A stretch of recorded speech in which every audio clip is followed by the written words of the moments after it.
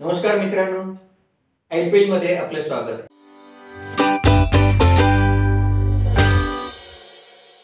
मित्रांनो, गावाचा सुसंस्कृतपणा हा कशावर अवलंबून असतो? तर त्या ठिकाणी सातत्याने होणारे सांस्कृतिक साहित्यिक कार्यक्रम यामुळे गावाला एक छानपैकी वैभव प्राप्त झालेला असतो. आणि हे वैभव प्राप्त करून देण्यासाठी गावातील अनेक संस्था आणि व्यक्ती काम करीत असतात, सातत्याने काम करीत असतात. असंच सातत्याने काम करणारे ज्योती स्टोअर, वसंत खैरनार परिवार हा लेखक तुमच्या भेटीला हा कार्यक्रम गेली 24 वर्षे आयोजित करीत आहे आणि यंदाचं हे 25वे वर्ष आहे. मित्रांनो, आपण लहान मुलांना गोष्टीचं पुस्तक वाचायला देतो. एकदम काही ते मुलं पुस्तक घेत नाही हातात. त्याला आधी गोष्टी सांगाव्या लागतात, गोष्टी ऐकाव्या लागतात, गाणी ऐकावी लागतात. आणि मग हे ऐकून ऐकून त्याला कळतं, अरे आपण जे आता ऐकतोय हे या पुस्तकात आहे. मग जेव्हा त्याला वाचता येईल, समज येईल, तेव्हा ते पुस्तक आपल्या हातात घेतो. आणि त्यामुळे या ठिकाणी वाचाल तर वाचाल तुम्ही नेहमीच म्हणता, पण मी म्हणतो ऐकाल तर वाचा. कारण ऐकवण्याचं काम झालं तर आपोआप त्या ठिकाणी त्याची प्रवृत्ती ती वाचनाकडे जाते. काय ऐकवायचं तर निळ्या लेखकांची गाठभेट देऊन त्या पुस्तकांचा परिचय करून देणं, त्यांना पुस्तकांबद्दल माहिती करून देणं हे फार महत्त्वाचं काम आहे. मित्रांनो, शाळा सुटली की नोकरी, संसार आणि इतर उपद्रवामध्ये आपलं पुस्तकापासून दुर्लक्ष होतं. पण 58-60 नंतर आपण निवृत्त झाल्यानंतर साधारण 80 पर्यंत आपलं आयुष्य जर झालं, हा 20 वर्षाचा कालावधी तुम्ही कसा भरून काढणार, तर तो पुस्तकामधून काढ. आणि म्हणून प्रौढांनाही या पुस्तकाकडे खेचून नेण्याचं काम हा उपक्रम करीत असतो लेखक तुमच्या भेटीला. आणि हा उपक्रम गेली 25 वर्षापूर्वी सुरू केला आहे माझे अतिशय जिव्हाळ्याचे मित्र खैरनार गुरुजी यांनी. आणि खैरनार गुरुजी म्हणजे अतिशय लढीवाळ व्यक्तिमत्व, हसतमुख व्यक्तिमत्व. कधी मेन रोडला मी ज्योती स्टोअरवर न गेलं की बाहेर येऊन हाताने खेचून मला दुकानात नेणार, गप्पा मारणार, पुस्तकावर बोलणार आणि चहा पाजल्याशिवाय सोडणार नाही. अशा या खैरनार गुरुजींचं हे सगळी कारकीर्द आहे. त्याच्यावरही मला बरंच काही सांगता येईल, पण आज ती काही वेळ नाही आहे. आज त्यांचे सुपुत्र वसंतराव खैरनार या ठिकाणी आलेले आहेत. त्यांचं मी मनापासून स्वागत करतो. कारण हा सगळा नंतरचा जो भाग आहे, अतिशय नीटनेटकेपणाने हा उपक्रम चालवण्याची जबाबदारी वसंतरावनी फार मनापासून स्वीकारलेली आहे. आणि वाचकांशी, श्रोत्यांशी अतिशय प्रामाणिकपणे, एकनिष्ठपणे ते आपलं काम करतायत. आता मी जास्त काही बोलत नाही, त्यांना बोलतं करतो. वसंतराव, तुमचं या ठिकाणी फार स्वागत आहे.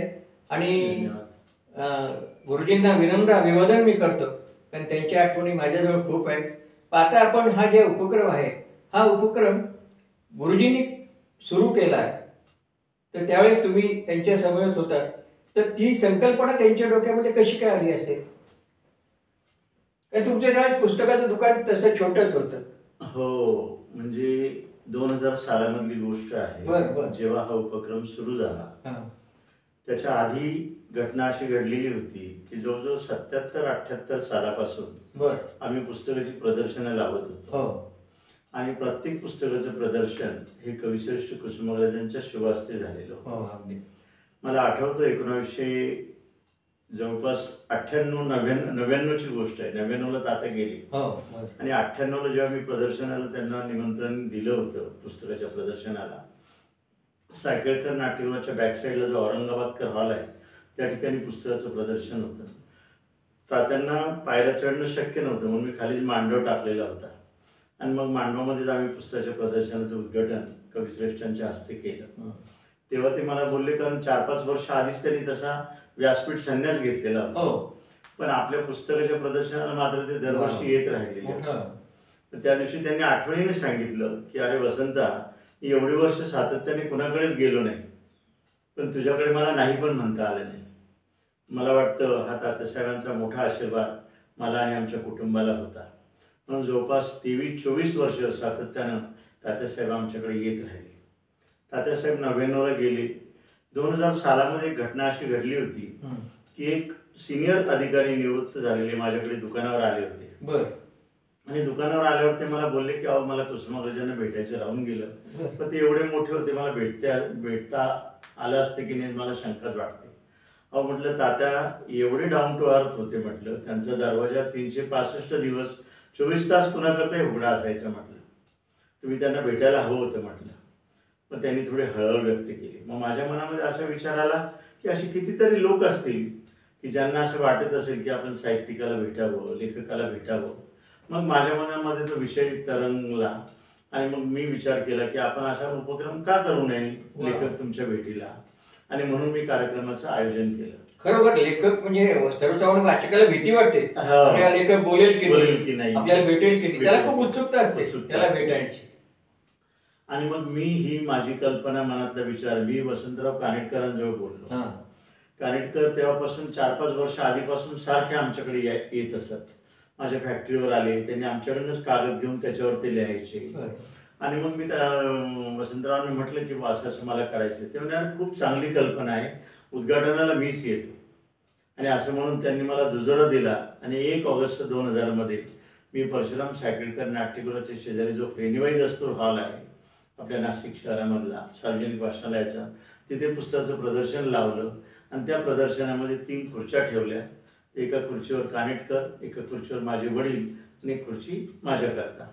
मला हे सगळं आठवतंय, सांगता येते, कारण पहिल्या दिवसापासून मी या ठिकाणी होतो. वसंतराव कानेटकर ते पुस्तकं मांडलेली आणि त्याच छोट्याशा जागेमध्ये सुरुवातीला 5-6 वर्ष तिथेच आपण ते करत होतो. 1च वर्ष केलं आपण तिथे. आणि अनेक लेखकांची मुलाखत घेण्याचा भाग्यही मला त्यावेळेला.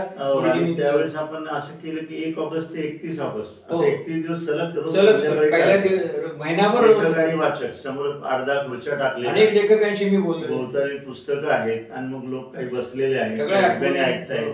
आणि सगळी नाशिक शहरामधले लेखक, म्हणजे अगदी त्याच्यात तुम्ही पण होते, भावनाताई होत्या, उत्तमराव कांबळे होते, असे बरीच लेखक महिनाभर तो कार्यक्रम मी चालवला होता.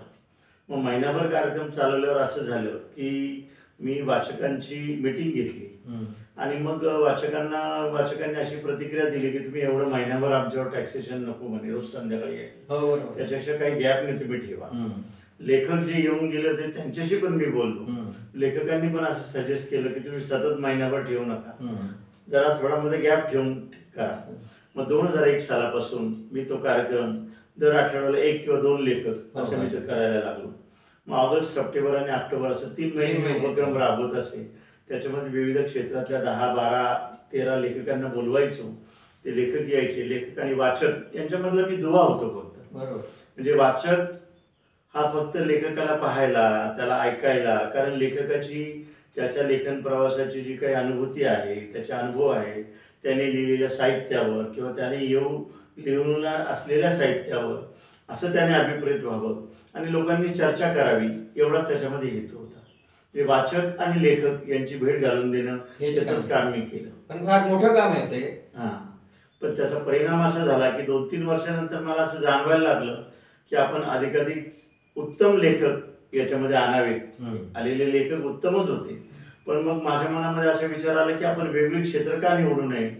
मग मी कथा, कादंबरी, कविता, नाटक, वृत्तपत्र, राजकीय, त्याच्यानंतर पत्रकारिता, विज्ञान, स्पर्धा परीक्षा म्हणजे सनदी अधिकारी किंवा खेळ, अशा वेगवेगळ्या क्षेत्रातल्या लेखकांना मी बोलवायला सगळेच विषय. त्याचा परिणाम असा झाला की लोकांना प्रत्येक कार्यक्रमामध्ये वेगळी अनुभूती ऐकायला मिळाली आणि त्याच्यामुळे काय झालं की लोकांचा प्रतिसाद खूप वाढायला लागला. तुडुंब भरून जात. आणि मी कुणाकरता कधीही खुर्ची राखून ठेवत नाही या उपक्रमामध्ये. फर्स्ट कम फर्स्ट सर्व ही लेखकांची यादी आहे. तुम्हाला जो लेखक आवडेल, ज्या लेखकाचं तुम्हाला ऐकायला आवडेल, त्याच्याकरता तुम्ही या आणि त्याचा आनंद घ्या. आतापर्यंतचा माझा अनुभव असा ठरला की सगळ्या कार्यक्रमांना, म्हणजे 10 असतील, 12 असतील कार्यक्रमांना, काही ठराविक मंडळी सगळे कार्यक्रम अटेंड करणारी होती, पण काही मंडळी मात्र विषयानुरूप किंवा लेखकानुसार ही फ्लोटिंग होती. त्याच्यामुळे कधी तरुणांचा समावेश असायचा, कधी मध्यमवर्गीयांचा समावेश असायचा, कधी ज्येष्ठांचा समावेश असायचा, कारण आरोग्यापासून सगळेच विषय मी याच्यामध्ये घेतलेले होते. त्याच्यामुळे एक चांगल्या प्रकारे हळूहळू करत आणि मग मी हे जाणवायला लागलं मला की लेखक जे काही बोलतो आहे, जे काही ऐकतो आहे किंवा सांगतो आहे, त्याच्यामध्ये रसिकांना खूप इंटरेस्ट येतो आहे. मग मी थोडासा जरा 2-4 वर्ष झाल्यानंतर स्वतः चुजी झालो. चुजी अशा अर्थाने की कुठल्याही लेखकाला नाही बोलवायचं. असा लेखक बोलवायचा की जो समोरच्यांना चांगल्या प्रकारचे विचार देऊ शकेल. म्हणजे तुम्ही एवढा खर्च करणार आहे श्रोत्यांना वाटलं पाहिजे अरे काय आज काही मजा नाही आली असं नको आहे. त्याला जाताना असं जाणवलं पाहिजे की अरे काहीतरी मला काहीतरी ऐकायला मिळालं. हा विचार ज्याच्याकडे आहे किंवा असे थॉट्स ज्याच्याकडे आहे किंवा अशा लेखनाची समृद्धी ज्याच्या लेखनामध्ये आहे अशा लेखकांना मी पाचारण करायला लागलो. मग त्याच्यामध्ये काय झालं, आता उदाहरणार्थ विज्ञानाचं सांगतो महाजनजी तुम्हाला. विज्ञानामध्ये मी 2002 सालामध्ये जयंतराव नारळीकरांना बोलवलं. 2003 मध्ये डॉक्टर रघुनाथ माशेलकर आले होते. नंतर बाळ फोंडके आले होते. नंतर डॉक्टर अनिल काकोडकर आले होते. नंतर इस्रोचे माजी संचालक डॉक्टर सुरेश नाईक आले होते. अशामुळे काय झालं की प्रत्येक प्रकारच्या श्रोत्यांना चांगल्या प्रकारची अनुभूती मिळत गेली. असं करत करत ते आणि केव्हा 24 वर्ष संपली ते मला सुद्धा जाणवलं नाही. आणि आता 25व्या वर्षाच्या टप्प्यावर येऊन मी पोहोचलो. रसिक श्रोते या उपक्रमाची वाट पाहतात की कधी होणार आहे सुरू, कसा होणार आहे, कोण कोण येणार आहे याची उत्सुकता त्यांची. कारण काय लोकांना पुस्तकं वाचतातच पण लोकांना ऐकायला जास्त वेगळंपणा असं वाटतं. कारण पुष्कळ लोकांना असं वाटतं की एक व्याख्यान ऐकलं की 10 पुस्तकांची मेजवानी मिळायला त्याचा आनंद होतो. तर तुम्हाला या श्रोत्यांचा आणखीन काय काय अनुभव आलेला आहे? श्रोत्यांचे मला तसे खूप अनुभव आले. म्हणजे विशेष करून तुम्हाला सांगायचं म्हणजे काय की मला वाटतं 13वं 14वं वर्ष असेल आमचं बहुतेक किंवा 10वं 11वं वर्ष असेल. तुम्ही पहिल्यापासून जोडले गेला? पहिल्या दिवसापासून. गुरुजी तर किती वर्ष होते नंतर? वडील 2009 ला गेले. 9 ला गेले. ते 9 वर्ष माझ्या बरोबर. आणि मी श्रोत्यांचं सांगत होतो. एक वर्षी अशी घटना घडली की सगळे कार्यक्रम, शेवटचा कार्यक्रम संपला आणि मग सभागृहामधल्या 2 मध्यमवर्गीय स्त्रिया मला भेटायला आल्या. मी त्यांना ओळखत नव्हतो. त्यांनी नमस्कार वगैरे झाला. ते बोलले, वसंतराव आज तुमच्या जरा डोक्यावरचा बोजा उतरला असेल. मी म्हटलं हो ताई म्हटलं. त्यावेळी तुम्ही आम्हाला ओळखत नाही म्हणे पण तुमच्या पहिल्या वर्षाच्या कार्यक्रमापासून आम्ही येतोय म्हणे. तुम्ही इतकी चांगली मेजवानी आम्हाला देतात म्हणे आणि एवढे सगळे लेखक आम्हाला पाहायला मिळत आहेत ही खूप मोठी गोष्ट आहे म्हणे. आम्ही देवाला एकच प्रार्थना करतो की देवा आमच्या खऱ्यांना 100 वर्ष आयुष्य दे की जेणेकरून आम्हाला दरवर्षी वेगवेगळे लेखक भेटतील. मी म्हटलं याच्यापेक्षा आणखी चांगला अनुभव किंवा चांगला आशीर्वाद आपल्याला काय असावा रसिकांचा. आणि मी कधी कुणाकरता खुर्ची राखून ठेवली म्हणजे डॉक्टर आपले महाराष्ट्राचे माजी मुख्यमंत्री मनोहर जोशी आले होते. सुशील कुमार शिंदे साहेब आले होते. शरद पवार साहेब होते. त्याच्यानंतर पृथ्वीराज चव्हाण साहेब आले होते. त्याच्यानंतर मी तुम्हाला सांगतो सिनेमासृष्टीमधल्या नीना कुलकर्णी मॅडम आल्या होत्या. त्याच्यानंतर सदाशिव अमरापूरकर आले होते. श्रीराम लागू साहेब आले होते. त्याच्यानंतर कवितेमधले आपले नादू महानोर आलेले होते. अशा या वेगवेगळ्या कवी ग्रेस आले होते. वेगवेगळ्या क्षेत्रातल्या लेखकांना दरवर्षी 10 ते 12 लेखकांना मी बोलवत असे. पण मी एक पथ्य पाळलं की एकदा येऊन गेलेल्या लेखकाला मी पुन्हा बोलवलं नाही. म्हणजे लोकांना दरवर्षी नवीन लेखक, नवीन अनुभूती, नवीन विचार, नवीन पुस्तकं असं ऐकायला मिळाल्यामुळे त्या उपक्रमाची रंगती वाढत गेली. आणि आता लोक म्हणजे सुदैवानं लोक उपक्रमाची वाट पाहतात. पत्रिका येऊन विचारतात अहो कार्यक्रम ठरला की नाही अजून, आम्हाला पत्रिका द्या म्हणून. असे लोक वाट पाहतात. या निमित्ताने तुम्ही गावातल्या काही प्रतिष्ठितांचाही सन्मान करता. हो. मी उद्देश काय त्याच्यामध्ये? मी एकच त्याच्यामध्ये असं पथ्य ठेवलं की लेखक हा नाशिकच्या बाहेरचा. म्हणजे सुरुवातीच्या वर्षी मी 2000 सालामध्ये जे 30 दिवसामध्ये जवळपास 36 लेखक बोलवले होते. म्हणजे शेवटचे 4-5 दिवस रोज 2-2 लेखक सुद्धा होते. तर तेव्हा मग मी फीडबॅक घेतल्यानंतर मग मी असं ठरवलं की लेखक हा महाराष्ट्रातल्या वेगवेगळ्या प्रांतातून बोलवायचा आणि त्याच्यावर विशेष अतिथी या नात्यानं गावातल्या मंडळीला पण सहभाग याच्यामध्ये घ्यायचा.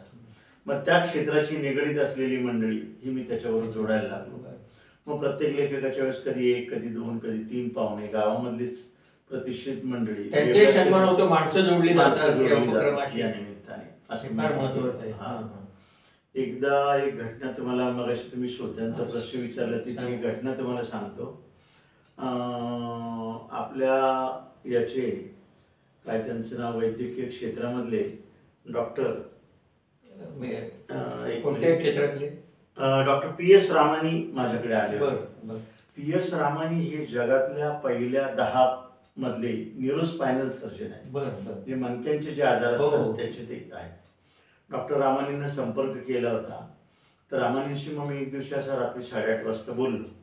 म्हटलं सर असं असं तुम्ही यायचंय माझ्या कार्यक्रमाला, याल ना म्हटलं तुम्ही? तर ते मी नक्की येईन, पण खैरगार माझी एक अट आहे. मी म्हटलं काय अट आहे?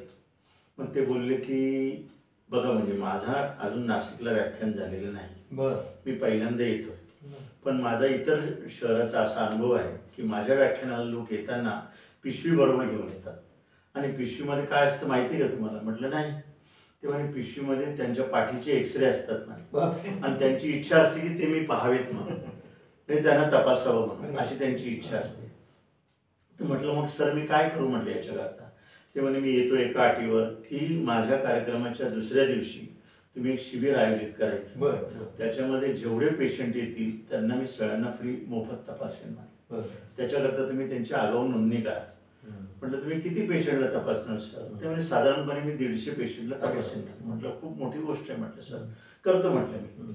मग मी निमंत्रण पत्रिका छापल्या, त्याच्यामध्ये लिहिलं की डॉक्टर PS रामानी हे दुसऱ्या दिवशी व्याख्यानाच्या दुसऱ्या दिवशी ज्या ज्या रुग्णांचं नोंदणी होईल त्यांना ते फ्रीमध्ये मोफत तपासणार. मी नावांची यादी करायला लागलो, वाढायला लागली, वाढत 150चा टप्पा पुढे निघून गेला. तरी लोक माझ्याकडे येत होते, अहो आमचं नाव घ्या. मग मी लोकांना नाही म्हणण्यापूर्वी साहेबांना फोन केला. म्हणजे डॉक्टर साहेब असं असं आहे. ते म्हणजे तुमच्याकडे जेवढी नावं येतील तेवढी तुम्ही घ्या, तुम्ही मला आदल्या दिवशी फक्त कळवा किती नावांची नोंदणी झाली, मी त्याप्रमाणे येतो म्हणे, तुम्ही काहीच काळजी करू नका. ज्या दिवशी डॉक्टर साहेब आले तर ते मुंबईच्या लीलावती हॉस्पिटलचे प्रमुख होते, तिथले HOD असतील बहुतेक ते. तर त्यांच्यावरती 6 डॉक्टर्स लोकांना घेऊन आले. आणि मग व्याख्यानाच्या दिवशी त्यांची मुलाखत डॉक्टर स्मिताने घेतलेली होती, माझी कन्या जी VG मेडिकलला डॉक्टर आहे, तिने ती घेतली होती. दुसऱ्या दिवशी आम्ही ते तपासण्याचा कार्यक्रम ठेवला. सकाळी 8 वाजता त्यांनी तपासायला सुरुवात केली. 2:30-3 पर्यंत सगळे पेशंट तपासले. सगळ्यांना काय तो इलाज त्यांनी दिला असेल. पण त्याच्यानंतर एक घटना अशी घडली तुम्हाला सांगतो. बहुतेक तरी त्यांचं नाव देशपांडे आहे. आणि हे देशपांडे मला 1-1.5 महिन्यानंतर, या कार्यक्रमाच्या नंतर 1.5-2 महिन्यांनी मला आपला जो राज ठाकरे साहेबांनी गोदावरीचं हे केलंय ना, गोदा पार्क, त्या ठिकाणी मला ते भेटले. मला म्हणे वसंतराव तुम्ही कदाचित मला ओळखत नसाल, म्हणजे मी आधाराश्रमामध्ये होतो आणि तिथे मी असं प्रमुखपदी होतो. माझं नाव देशपांडे म्हणे, मी तुमच्या कार्यक्रमाला आलो होतो आणि दुसऱ्या दिवशी मला PS रामानींनी तपासलं म्हणे, आणि माझ्याकडे काही फारसे पैसे नव्हते. त्यांनी मला सांगितलं की तुम्हाला ऑपरेशन करावं लागेल. त्यामुळे त्यांना सांगितलं की मला नाशकातल्या सगळ्या डॉक्टरांनी नकार दिलेला आहे, कारण माझं वय आता 76-77 आहे, मला नीट चालता येत नाही, मणक्यांचा त्रास खूप आहे आणि माझ्याकडे एवढे पैसे पण नाहीत. आणि मला अतिशय नाशकातल्या सिनियर माणसांनी सांगितलं की तुम्हाला सिव्हिअर डायबिटीज असल्यामुळे तुमचं ऑपरेशन होऊ शकत नाही. म्हटलं मग पुढे काय झालं म्हटलं देशपांडेजी? ते म्हणे अहो मी रामानींना सांगितलं माझ्याकडे 30-35 हजार रुपये आहेत. मला रामानींनी सांगितलं तेवढेच पैसे घेऊन तुम्ही लीलावतीला या मुंबईला, तुम्हाला 6-7 दिवस राहावं लागेल, तुमचं ऑपरेशन मी करतो, तुम्ही काळजी करू नका. मी गेलो, माझं ऑपरेशन झालं. 7 दिवसानंतर मला त्यांनी औषधं दिली. आज परिस्थिती अशी, त्यांनी मला 15 दिवस रेस्ट घ्यायला सांगितली होती. आता मी स्वतः चालता येत नव्हतं, पण मी आता 1 ते 1.5 किलोमीटर चालू शकतो. मी केवळ तुमच्या कार्यक्रमामुळे झालं. म्हणजे मी म्हणतो याच्यापेक्षा आणखी आपल्याला काय चांगले साईड इफेक्ट्स जे होतात ते अशा प्रकारे.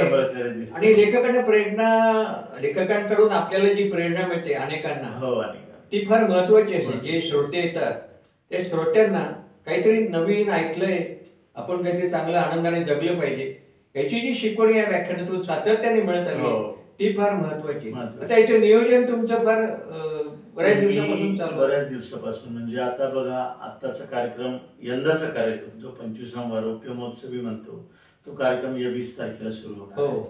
20 सप्टेंबर, 21 सप्टेंबर, 22 सप्टेंबर असे 3 दिवस सलग, 27, 28, 29 असे 3 दिवस सलग, आणि मध्ये मग नवरात्र असल्यामुळे 18 ऑक्टोबर ते 23 ऑक्टोबर असे 6 कार्यक्रम, असे एकूण 12 कार्यक्रम, 12 वेगवेगळ्या क्षेत्रातले वक्ते मी यंदा बोलवलेले. पण या वक्त्यांना बोलवताना मी काय करतो, सातत्यानं वर्षभर त्याचा अभ्यास करत असतो. कुठल्या वक्त्याला बोलवायचं, कुणाचं पुस्तक नवीन आलं, कुणाबद्दल महाराष्ट्र टाइम्समध्ये, लोकसत्तेमध्ये अग्रलेख आलेले आहेत, कुणाच्या पुस्तकांची परीक्षणं आलेली आहेत, कोणाची काय भाषणं कुठे झालेली आहेत हे मी पाहतो. कारण या कार्यक्रमाला किमान 300, 400, 500, 700 लोक येतात. या लोकांना चांगल्या पद्धतीनं त्या विषयाचं देणारा म्हणजे, आणि अशी मी माणसं पाहिली की ते लिखाण खूप सुंदर करतात, बोलताय पण काही वेळा बोलता येत नाही, असे 1-2 अनुभव आले. म्हणून मग त्या लेखकाचं मी आधी माहिती काढून घेतो की जो बोलू शकतो की नाही, लेखका वाचकांपर्यंत पोहोचू शकतो की नाही. आणि म्हणून मग मी अशा वक्त्यांना बोलवतो की जेणेकरून अधिकाधिक लोकांपर्यंत त्यांचं साहित्य, त्यांचा साहित्यिक प्रवास, त्यांची अनुभूती, पुढे काय लिहिणार आहे त्याबद्दलची चर्चा ही त्यांच्यापर्यंत मी पोहोचवतो. आणि मग वर्षभर त्याचं काम चालतं आणि त्याचं लिखाण मी करून ठेवतो. आणि मग साधारणपणे रामनवमी किंवा गुढीपाडवा झाला आपला की मग मी या कामाला लागतो. मग साधारणपणे 3-1 महिने म्हणजे मे, जून, जुलै पूर्ण त्याला वेळ जातो. आणि मग त्याच्यामधून सिलेक्शन करत करत ऑगस्टच्या पहिल्या आठवड्यामध्ये सगळ्या वक्त्यांची यादी फायनल होते.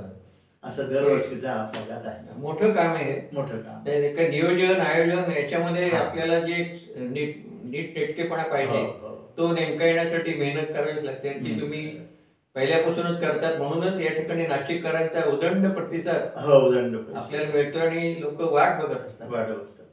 आता यावर्षी आता कोणकोणते व्याख्यान आहेत मुख्य, काही सांगता येतील तुम्हाला? हो, यावर्षी 25वे वर्ष आहे, तर आता याची सुरुवात या निमित्ताने काही विशेष आणि वाचकांसाठी काही योजना केली की नाही? केली. सांगतो मी तुम्हाला. पहिल्यांदा मी पाहुण्यांची नावं तुम्हाला सांगतो. यंदाच्या कार्यक्रमामध्ये 20 सप्टेंबरला डॉक्टर सदानंद मोरे, मोठे संत साहित्याचे गाडे अभ्यासक आहेत, त्यांना बोलवलेलं आहे. त्याच्यानंतर दुसऱ्या दिवशी डॉक्टर संदेश मयेकर, हे डेंटल सर्जन आहे, पण हे दंत सौंदर्य शास्त्रज्ञ देखील आहेत. हे अमेरिकेला शिकवायचे, अमेरिकेमधल्या विद्यार्थ्यांना. आणि आज मुंबईमध्ये त्यांची चांगली प्रॅक्टिस आहे, पुस्तकं लिहिलेली आहेत. आणि विशेष म्हणजे मुंबईच्या अनेक सेलिब्रिटींचे, मग अगदी सिनेमातला शाहरुख खान असेल किंवा मुख्यमंत्री असतील किंवा करीना कपूर सारखी नटी असेल, अशा सगळ्या सेलिब्रिटींचे हे डेंटिस्ट आहेत. आणि याशिवाय ज्या सौंदर्याच्या स्पर्धा होतात वेगवेगळ्या महिलांच्या, त्याच्यामध्ये ते जज म्हणून पण जातात. कारण सौंदर्य कसं असावं, दाताचं सौंदर्य कसं असावं आणि कसं ते चेहऱ्याला खुलवू शकतं, अशा त्यांच्या या योजना आहेत. तर तो एक विषय लेखकांपुढे देणार आहे. नंतर मग कथेमागची कथा सांगायला ज्येष्ठ लेखिका मोनिका गजेंद्र गडकर आपल्याकडे येणार आहे. त्याच्यानंतर मग चौथ्या दिवशी आपल्याकडे म्हणजे 27 सप्टेंबरला डॉक्टर सलील कुलकर्णी, जे आयुष्यावर बोलू काही बोलतात कार्यक्रम करतात, ते आणि संदीप खरे. कारण मागच्या वर्षी संदीप खरे आपल्या कार्यक्रमात आले होते, यंदा सलील कुलकर्णींना आपण बोलवलेलं आहे. प्रसिद्ध सिने दिग्दर्शक आहेत, गायक आहेत, मोठं नाव आहे एकदम. तर त्यांना बोलवलेलं आहे. त्याच्या दुसऱ्या दिवशी 28 तारखेला आपण आयुका, ज्याच्या अध्यक्षपूर्वी डॉक्टर जयंत नार्वेकर होते, त्यांच्यानंतर डॉक्टर अजित केंभावी त्याचे अध्यक्ष झालेले होते.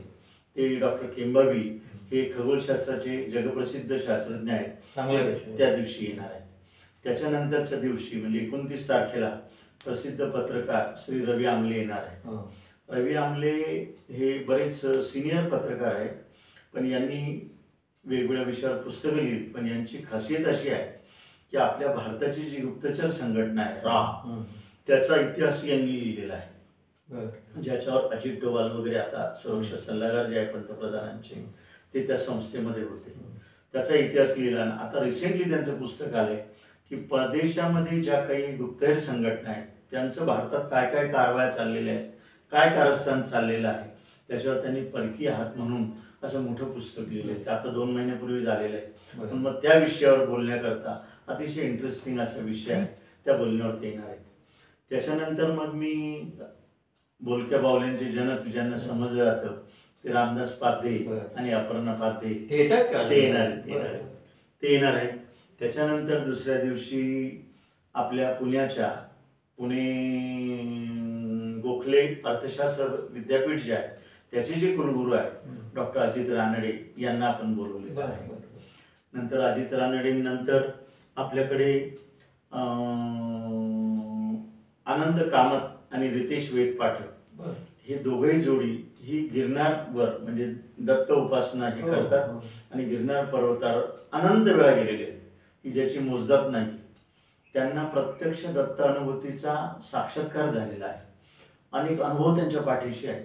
त्यांच्याबरोबर जे भक्त जातात त्यांना आलेले अनुभव आहेत. अशा सगळ्या याच्यावर श्री दत्त आध्यात्मिक दत्त अनुभूती या विषयावरती दोघंजण आपला विचार मांडणार. तोही श्रोता खूप आहे.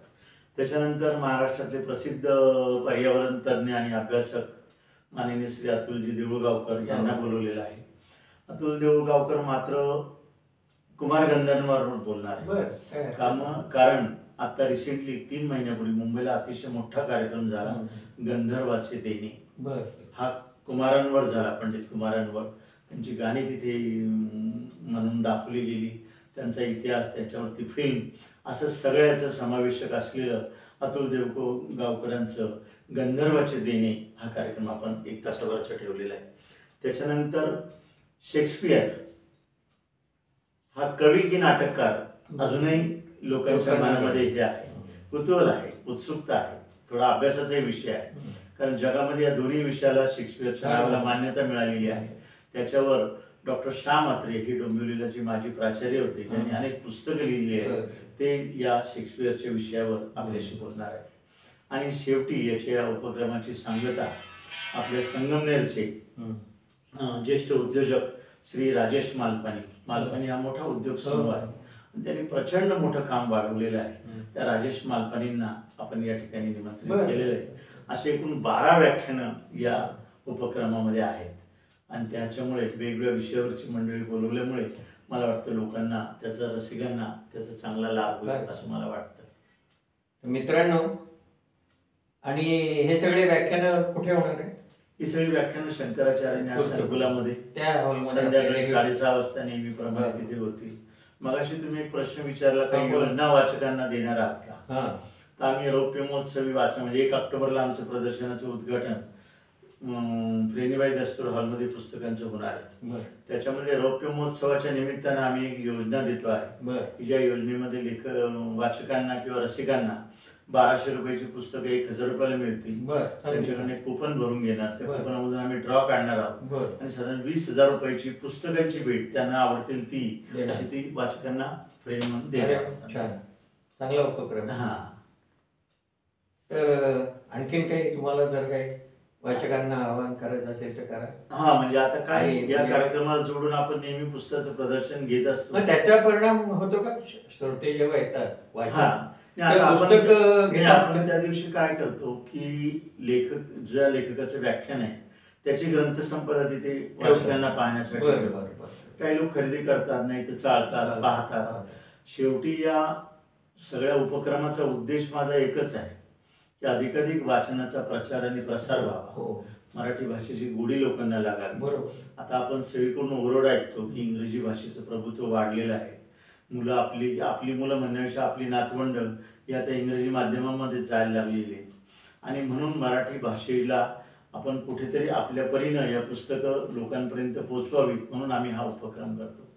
वेगवेगळ्या क्षेत्रातल्या लोकांना बोलवण्याचाही माझा त्याच्या पाठीमागे उद्देश असा आहे. त्यांचा जो काही प्रवास आहे, मी अनेक उद्योजक बोलवलेत.